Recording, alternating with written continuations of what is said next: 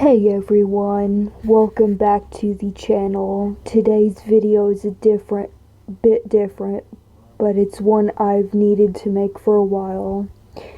If you look in my comment sections, or if you know me in real life, you know that I get a lot of people trying to quote unquote save me, correct me, or aggressively push Orthodox Old Testament views of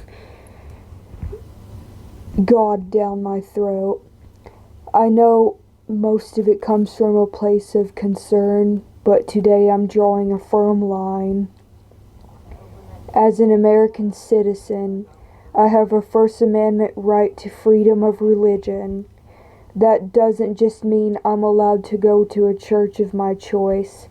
It means I have the right to explore spirituality on my own terms without being harassed, brigaded, or forced into a theological box that doesn't align with my views or truth.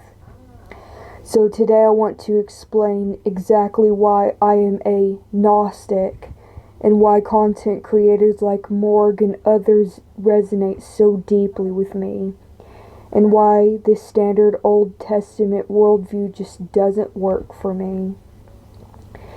Let's talk about the elephant in the room, the God of the Old Testament. To many Orthodox believers, this figure is the ultimate, unquestionable supreme being. But for a Gnostic, things look very different. When we read these texts, we see a deity defined by jealousy, wrath, demands for absolute submission, and rules that often contradict a message of pure universal love. In Gnosticism, we look at that and make a critical distinction. We use our brains to think. We see that figure not as the ultimate source of all existence, but with what ancient texts call the demiurge, a flawed lesser creator who trapped divine sparks into physical matter. When people try to force me to bow to that specific Old Testament worldview, they're asking me to worship fear and control. I refuse to do that. My spirituality isn't built on fearing a deity. It is built on seeking the true transcendent source that lies far beyond this material world. So, why is Gnosticism actually a beautiful and good path? The word gnosis literally means knowledge, specifically experiential, internal knowledge of the divine.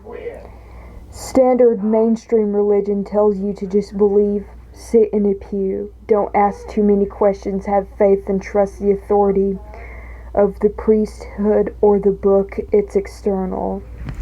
Gnosticism flips the script. It tells you that the divine spark is already inside you.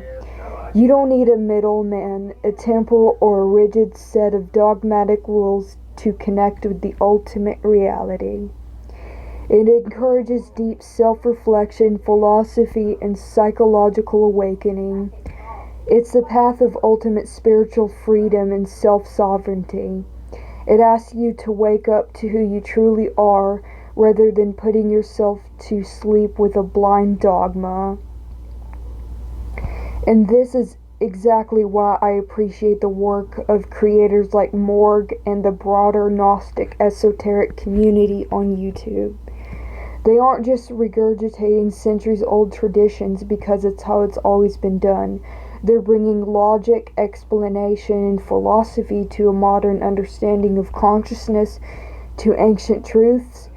They challenge us to look at the reality like a matrix or a simulation that we need to awaken from. Watching these creators reminds me that I'm not alone in looking at the world and thinking. There's got to be something deeper, something more aligned with true love and freedom than what mainstream religion offers. It's a community of thinkers, seekers, curious, and rebels who care more about truth than comfort. And to halfway wrap this up, I want to be perfectly clear. I respect your right to believe whatever you want. If the Old Testament brings you peace, then that is your journey, and your First Amendment right protects it. But my legal rights protect me too. Consider this video my official boundary line. Comments trying to text bomb me, brigade me with Bible verses, threatening me with hellfire, or telling me that I'm deceived are no longer welcome here. They will be deleted and if necessarily permanently blocked.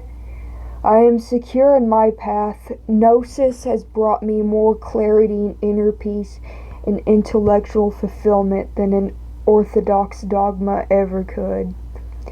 And thank you to everyone who supports this channel for who I am. Let me know your thoughts on spiritual sovereignty in the comments below, and keep seeking the light within you.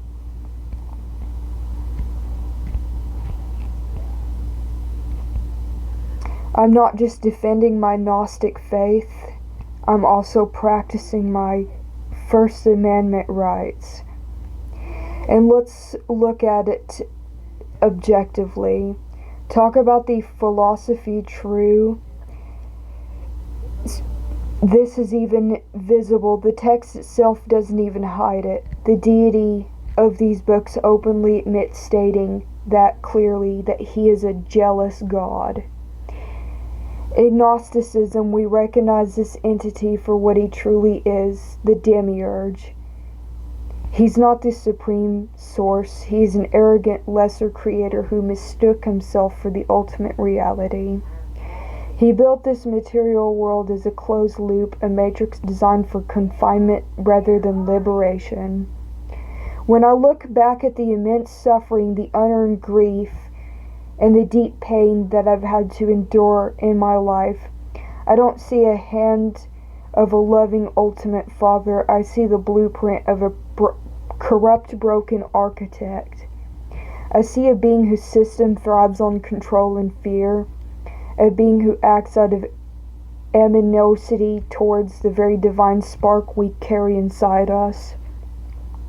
I refuse to worship a deity that demands blind submission while perpetuating the trauma.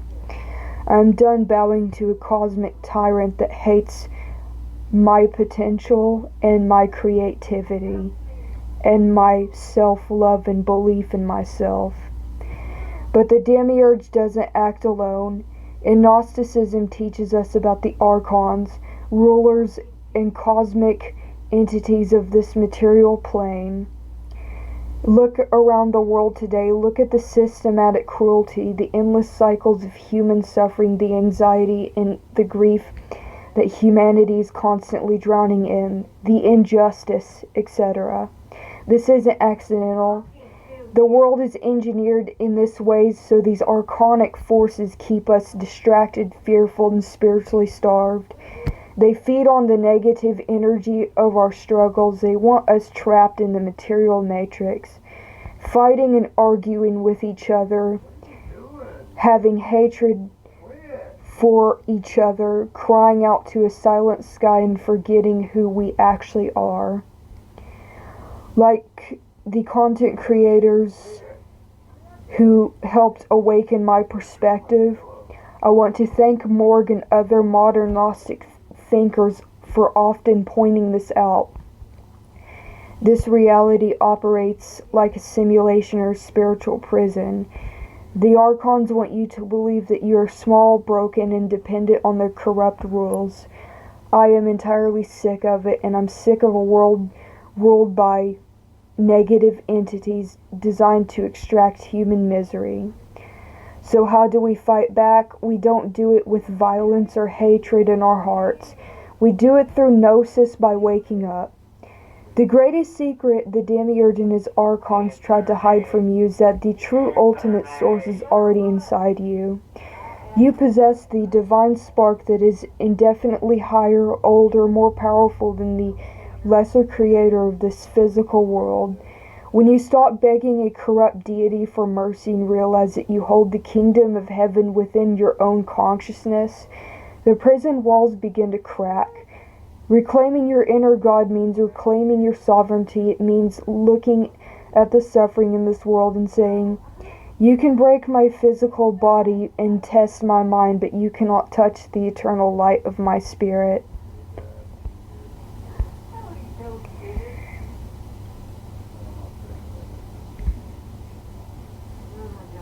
And to those who still want to come to my comments and threaten me with hell and spam me with Old Testament verses or try to force their views onto my life, understand this clearly. Your texts hold no power over a soul that is awakened to the true source. Your comments will be deleted and your accounts will be blocked. I will protect my peace and I will protect my community. To the seekers, rebels, and everyone fighting to reclaim their inner light, keep pushing, keep seeking, and don't let the Archons win. Thank you for watching, and I'll see you in the next video.